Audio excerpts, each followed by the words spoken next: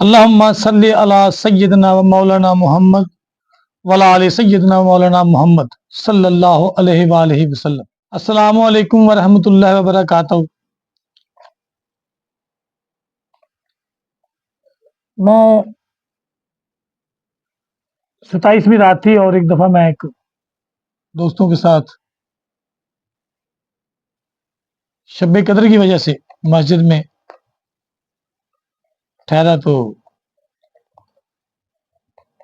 وہ دوسرے ایک مسلک کی مسجد تھی، تو میرا سب کے ساتھ دوستی ہے۔ بابا جی کہتے ہیں نہ ہم شیعہ نہ ہم سنی، نہ ہم جٹا دھاری نہ ہم منی، نہ ہم پاپی نہ ہم پنی، سب کے ساتھ ہیں ہماری سانجھی کنی، سب کے ساتھ ہی ہمارے تعلقات ہیں الحمدللہ، سب دوست ہیں، میں سب کو اپنے سے بہتر سمجھتا ہوں اور ہیں بھی۔ انہوں نے کہا جی آج ہمارے ساتھ چلے، میں نے کہا چلے، اتفاق ہو گیا چلے گئے۔ تو شب قدر کی وجہ سے انہوں نے قرآن پاک کی فضیلت کو بیان کیا بڑے خوبصورت انداز میں، سبھی قرآن و حدیث کی روشنی میں، بہت اچھا لگا، روحانی سکون ملا، اللہ اور اس کے رسول کی باتیں ہو رہی تھی صلی اللہ علیہ وسلم۔ بیان کرتے کرتے انہوں نے جب یہاں تک پہنچے نا کہ پہلے نبی کریم صلی اللہ علیہ وسلم ایک عام آدمی تھے، مکے کی سڑکوں میں چلا کرتے تھے، جیسے عام لوگ تھے ویسے وہ تھے، نعوذ باللہ۔ مگر جس دن یہ پہلی آیت آئی اقرا بسم ربک الذی، اس آیت کی یہ فضیلت انہوں نے بتائی کہ یہ قرآن پاک کی فضیلت پر بات ہو رہی تھی نا ساری، کہ یہ قرآن کی فضیلت ہے کہ جس کی وجہ سے اس دن نبی کریم صلی اللہ علیہ وسلم نے کہا کہ میں تمام بنی آدم کا سردار ہوں۔ اس سے پہلے وہ ایک آدم آدمی تھے، پھر اس کے بعد وہ خاص ہو گئے قرآن پاک کی وجہ سے۔ جس رات کو قرآن نازل ہوا اس رات کی بڑی فضیلت بیان کی انہوں نے کہ اس رات جیسی رات کوئی نہیں۔ جس شہر میں نازل ہوا اس شہر کی بات ہوئی کہ اس شہر جیسا شہر کوئی نہیں، اس ملک جیسا ملک کوئی نہیں۔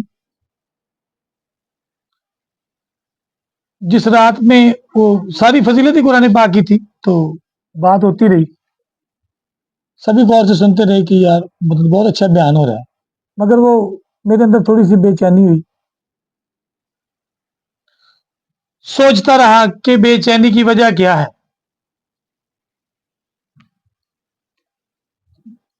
تقریر ختم ہوئی، مفتی صاحب نے اپنا کلام تمام کیا، کرنے کے بعد مجھے چین نہ آیا نا، تو پھر میں ان کے پاس چلا گیا۔ میں نے کہا تنہائی سے میں ملاقات کرنا چاہتا ہوں، تو انہوں نے کہا یہ سب سے یہ بھی بات میں نے کوئی بات کرنی، انہوں نے کہا سب کے سامنے کر لے، میں نے کہا یہ میں تنہائی میں کروں گا۔ تو ان کی کیا وجہ جی خاص بات ہے، تو میں نے کہا جی ہو سکتا ہے کہ میری بات غلط ہو تو میری بےزتی محسوس ہو، مجھے اپنے آپ میں شاید اپنی توہین محسوس کروں، اگر میری بات ٹھیک ہے اور آپ کی بات غلط ہے تو پھر شاید آپ کو توہین محسوس ہوگی، تو میں دونوں کو بچانا چاہتا ہوں، تو بات بھی کرنا چاہتا، ٹھیک ہو گیا۔ خیر ان کی بڑی مہربانی، انہوں نے مجھے تنہائی میں ٹائم دیا، تو وہ جو پھر خلاصہ تھا تو میں اس کو اپنے لفظوں میں بیان کرنا چاہتا ہوں۔ بے چینی کی وجہ یہ تھی کہ میں نے ان سے یہ دو الفاظ کہے کہ حضرت صاحب میں جس خاندان، جس برادری میں، جس گھرانے میں میں پیدا ہوا ہوں، اس میں ایک موروثی مرض چلتا ہے۔ وہ موروثی مرض یہ ہے کہ ہمارے خون کے ہر ذرے میں ایک چیز شامل کی گئی ہے کہ جناب محمد مصطفیٰ احمد مجتبیٰ سلطان الانبیاء امام الانبیاء رحمت اللہ العالمین یثرب کے والی کونین کے شہنشاہ، جن کی عرش مولا پر پہلا نام احمد مقرر ہوا اور زمین پر محمد صلی اللہ علیہ وآلہ وسلم، کہ یہ وہ شان ہے جس شان تھی شانہ سب بنی۔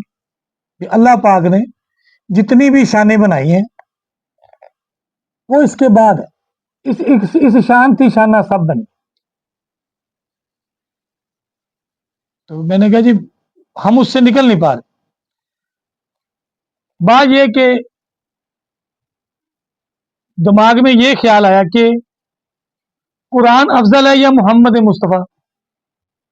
بس یہی بات میرے اندر جاری رہی. علم کی کمی تھی تو سمجھ میں نہ آیا کہ قرآن افضل ہے یا نبی کریم صلی اللہ علیہ وسلم کی ذات پاک. لو اسی پر ساری میری گفتگو ہے جی. تو ادب بھی اللہ کا ادب بھی تھا، خوف بھی تھا، محمد مصطفیٰ سے عشق بھی تھا، محبت بھی تھی. اور وہ پیر میر علی شاہ صاحب گولڑا شریف والی سرکار کہ وہ شان تھے، اے وہ شان ہے جیسے شان تھی شانہ سم بنی. اسی پر بس میرا نقطہ نظر اٹکا ہوا تھا. تو اس پر بھی میں نے بات کرنی شروع کر رہا ہوں آپ سے. اللہ پاک سب سے زیادہ محبت نبی کریم صلی اللہ علیہ وآلہ وسلم سے کرتے ہیں. تو اس کی جو مختصر سی تشریح میں آپ کی سامنے رکھتا ہوں. مثال کے طور پر اللہ تعالیٰ نے کم و بیش 18,000 مخلوقات پیدا کی. وہ ساری مخلوق کا خالق تو اللہ ہی ہے، اس میں تو کوئی شک نہیں. اب جو جو چیز اس کو پسند تھی اس نے وہ پیدا کر دی. اگر ہم کسی چیز کو بھی دیکھیں تو اگر وہ اس کو پسند نہ ہوتی وہ پیدا ہی نہ کرتا. اس کو پسند تھی تو اس نے پیدا کیا. 18,000 مخلوقات میں اس نے پیدا کی. سبھی سے اس کی محبت ہے، سبھی کو وہ چاہتا ہے. مگر جس مخلوق میں نبی کریم صلی اللہ علیہ وسلم کو بھیجنا تھا وہ تھی آدم ذات. تو اللہ تعالیٰ نے سب سے زیادہ فضیلت تمام مخلوقات میں اشرف المخلوقات بنایا آدم علیہ السلام کو، یعنی انسان ذات انسان کو. جس مخلوق میں بھیجا اس مخلوق کو اشرف المخلوقات قرار دیا. اس مخلوق میں جس مذہب میں بھیجا اس کا نام تھا اسلام، اور اس مذہب کو سب مذہبوں سے افضل قرار دے دیا. اچھا، جس قبیلے میں بھیجا اس قبیلے کو سب قبیلوں کا افضل قرار دیا، یعنی قبیلہ قریش اس کو سب سے بہتر افضل قرار دیا حضرت ابراہیم علیہ السلام کی وساطت کی وجہ سے. باقی نام کوئی بھی ہے، وجہ رسول مقبول صلی اللہ علیہ وسلم ہی. جس شہر میں اس کو پیدا کیا اس شہر کو سب شہروں سے افضل قرار دے دیا. جس ملک میں آیا عرب اس ملک کو سب سے افضل قرار دے دیا. اور جو اس کو منصب بخشا یعنی نبوت، تو بنی آدم میں سب سے افضل جو رتبہ اور مقام ہے وہ نبوت کا ہے. جس مسلک میں، جس مذہب میں، جس عہدے پر فائز کیا اس عہدے کو سب سے افضل قرار دے دیا. حتیٰ کہ اور جس شہر میں بھیجا اس شہر کو سب سے افضل قرار دے دیا. مطلب یہ کہ جن جن رستوں سے میرے نبی کا گزر ہونا تھا ہر اس چیز کو افضل، بہترین، اعلیٰ سے اعلیٰ قرار دی. حتیٰ کہ قرآن کیا ہے؟ قرآن ہے، میں سمجھتا ہوں قرآن ہے کلام اللہ. تو کیا اللہ تعالیٰ نے دنیا میں پہلی دفعہ کلام کیا؟ کیا اس سے پہلے اللہ تعالیٰ نے کلام نہیں کیا؟ اللہ تعالیٰ نے بہت سارے صحیفوں کے ذریعے لوگوں سے کلام کیا اور 4 کتابوں کے ذریعے کلام کیا، جس میں قرآن، انجیل، زبور، تورات، مطلب 4 کتابیں ہیں. تو میں اس کی ایسے مثال دیتا ہوں جیسے کہ ایک یہ کتاب ہے، ایک یہ کتاب ہے، ایک یہ کتاب ہے. یہ 4 کتابیں ہیں. یہ 4 اللہ کا کلام ہے، اس کو کلام اللہ کہتے ہیں. باقی ہماری پہچان کے لیے کسی کا نام زبور رکھ دیا، اس کا نام انجیل رکھ دیا، اس کا نام تورات رکھ دیا، اس کا نام قرآن رکھ دیا. یعنی کہ اس ترتیب کے ساتھ کہ یہ 4 کلام اللہ ہے.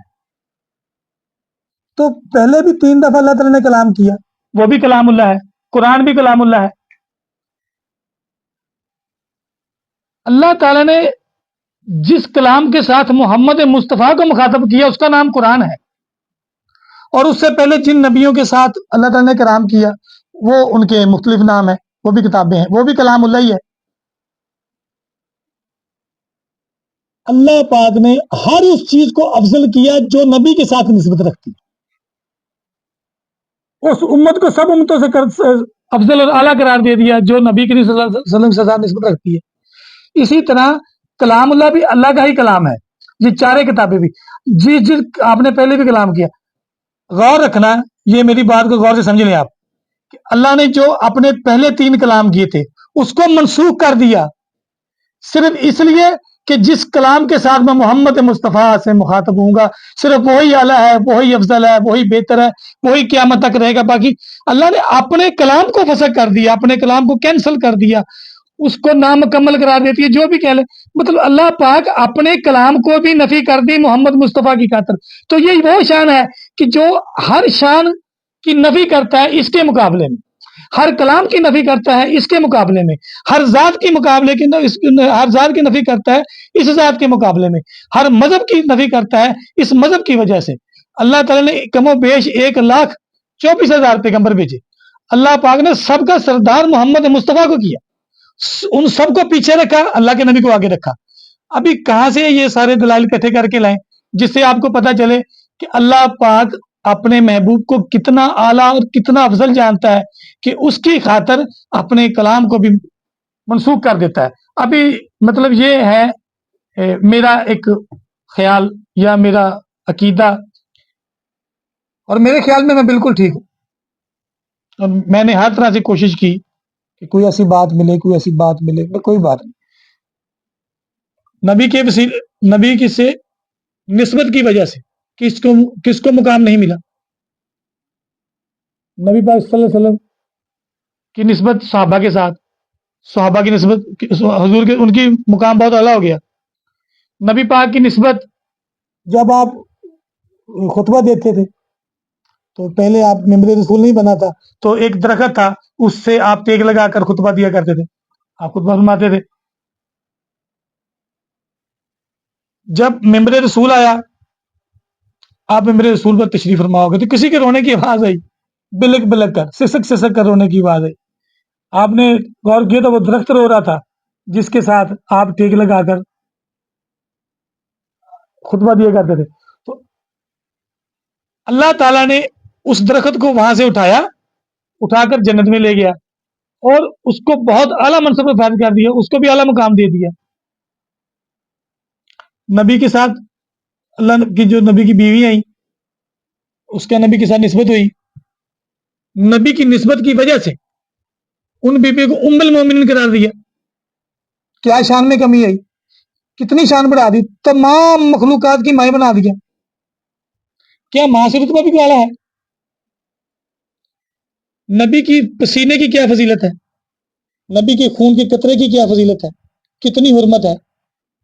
نبی پاک صلی اللہ علیہ وسلم کی زبان کے نکلے ہوئے الفاظ کی کتنی حرمت ہے، کتنی شان ہے؟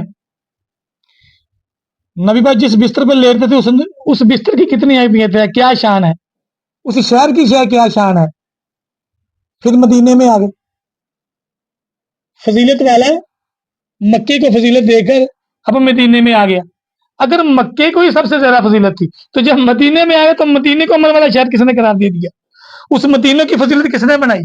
اس مدینے کو دنیا میں سب سے بہترین، یعنی کہ جنت کا باغ، نبی صلی اللہ علیہ وسلم کی وہاں قبر مبارک ہے، تو جنت کا باغ قرار دے دیا۔ جنت کی ہواؤں کو ہوائیں ہیں، جنت ہے، جنت البقیع ہے، جو اللہ کے نبی کے ساتھ نسبت کر جاتا ہے اس کی شان بڑھ جاتی ہے۔ جس رات کو نبی پاک صلی اللہ علیہ وسلم معراج پر گئے، اس رات کی کیا شان ہے؟ جس چیز کے ساتھ اللہ کے نبی کی نسبت ہے اس کی وہ شان ہے کہ ناقابل بیان ہے۔ اب جو چیز نبی کے ساتھ اٹیچ کرتی ہے، ٹچ کرتی ہے، لباس ہے۔ آپ کے نبی، اللہ کے نبی نے کہا، حضرت علی کرم اللہ وجہ الکریم سلام اللہ علیہ ہے، آپ کی والدہ ماجدہ، جب آپ وصال کیا تو آپ نے اپنا کرتا مبارک ان کو کیا بھی کفن سے پہلے ان کو یہ پہناؤ، یہ ان کا کفن ہے۔ یعنی کہ آپ کے ساتھ جو کرتا کپڑا اٹیچ کرتا ہے، ٹچ کرتا ہے، اس کی بڑی نسبت ہے، ٹچ کرتا ہے نبی کے ساتھ، اس کی بڑی نسبت ہے، اس کی بڑی فضیلت ہے۔ تو جو نبی میں سے ہو اس کی کیا فضیلت ہوگی؟ انشاءاللہ تعالیٰ وہ چیپٹر جب آئے گا اہل بیت کا انشاءاللہ بہت جلد، تو اس میں وہ بیان کروں گا۔ تو یہ نبی کے ساتھ جس گلیوں میں نبی پاک صلی اللہ علیہ وسلم کے قدم مبارک آئے اس کی شان، غار ہیرا میں آپ کے قدم مبارک آئے باوگے اس کی شان. یار میں کیسے کیسی شان بیان کروں، میرے پاس الفاظ نہیں ہے. یہ وہ شان ہے، یہ وہ شان ہے جس شان تھی شانہ صاحب بنی. وما علینا الا البلاغ. انشاءاللہ تعالی اگلی ویڈیو میں آپ سے ملاقات ہوگی، اور امید ہے اس سے بہتر میں آپ کو دلیل دینے کی شروع کروں گا، کوشش کروں گا. مجھے جو بہتر لگا، جو میں نے محسوس کیا پوری ایمانداری کے ساتھ، اپنے عشق، اپنی محبت، اپنے پیار، اپنی عقیدت کے ساتھ جو میں نے محسوس کیا وہ میں نے آپ لوگوں کے سامنے پیش کر دیا. اب آپ لوگوں نے فیصلہ کرنا ہے کہ آپ کو کیا چاہیے، آپ کو کس کے ساتھ نسبت کرنی ہے، اور صحیح اور غلط کا فیصلہ آپ کریں. اور جو بہکانے والے ہیں، توحید کے نام پر توہین کرنے والے ہیں، للہ ان کو پہچانیے، اور ان کا صرف ایک ہی جواب ہے، علم کی دلیل کے ساتھ، محمد مصطفیٰ سے عشق کے ساتھ. بس اس کے علاوہ میں نے کچھ نہیں کرنا. فیصلہ آپ لوگ کریں گے، میں صرف بیان کرتا رہوں گا، آپ فیصلہ کیے جائے. جو مجھے غلط کہتا ہے غلط کہنے دے، جو مجھے صحیح کہتا ہے صحیح کہنے دے. مجھے جو بہتر لگتا ہے وہ میں اپنے انشاءاللہ تعالی اللہ کو حاضر ناظر جان کر لا الہ الا اللہ محمد رسول اللہ، میں اس میں کوئی لگاوٹ نہیں، کوئی بناوٹ نہیں، کسی قسم کا کوئی ذاتی طور پر اپنا میرا انٹرسٹ نہیں. صرف اللہ کے لیے، اللہ کے رسول کے لیے، دین کے لیے، محمد مصطفیٰ سے سامنا کرنے کے لیے، اللہ سے سامنا کرنے کے لیے، روز محشر میں شرمندگی سے بچنے کے لیے جو میں بہتر سمجھتا ہوں وہ میں بیان کرتا ہوں. السلام علیکم ورحمۃ اللہ وبرکاتہ.